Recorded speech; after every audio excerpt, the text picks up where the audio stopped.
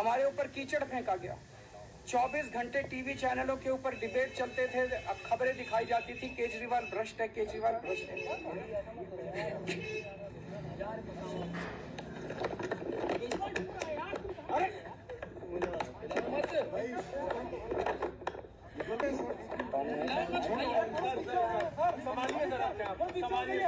हिम्मत लाओ मत भाई।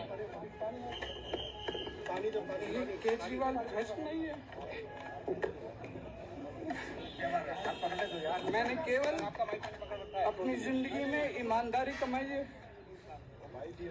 इन्होंने झूठा केस लगाया और आज ये साबित हो गया कि केजरीवाल कट्टर ईमानदार है।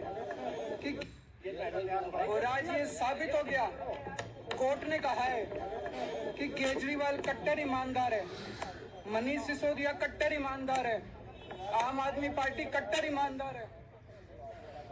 मैं प्रधानमंत्री जी से कहना चाहता हूं, सत्ता के लिए इस तरह से खिलवाड़ मत कीजिए देश के साथ, इस तरह से संविधान के साथ खिलवाड़ मत कीजिए।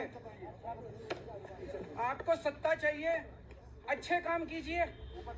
आज देश के सामने इतनी बड़ी बड़ी समस्याएं हैं, महंगाई है, बेरोजगारी है, पूरे देश में सड़कें टूटी पड़ी है, चारों तरफ पोल्यूशन ही पोल्यूशन हो रहा है, चारों तरफ देश में इतनी समस्याएं हैं। उन समस्याओं का समाधान करके सत्ता में आइए ना। केजरीवाल पे, आम आदमी पार्टी पे झूठे केस क्यों करते हैं? अच्छा काम करके सत्ता में आइए।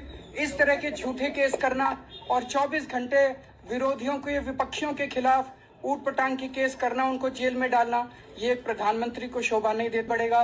देश आगे तब बढ़ेगा, केस करना, उनको जेल में डालना, ये एक प्रधानमंत्री को शोभा नहीं देता। इससे देश आगे नहीं बढ़ेगा। देश आगे तब बढ़ेगा जब जनता की समस्याओं का समाधान किया जाएगा।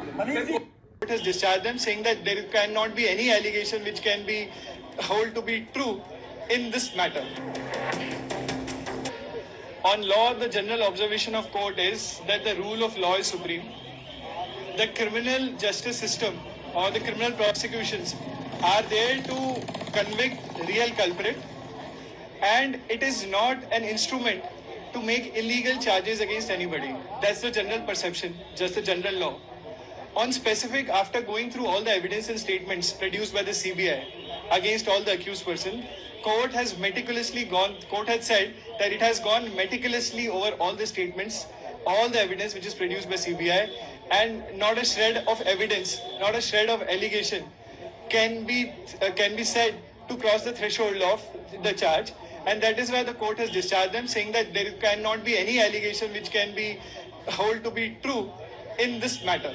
Court has also said that the whole formulation of excise policy which was done by the government was done through institutional safeguards. It has gone to all the stakeholders, including the Honorable LG, and there cannot be any doubt on the mannerism and the way the policy has been framed.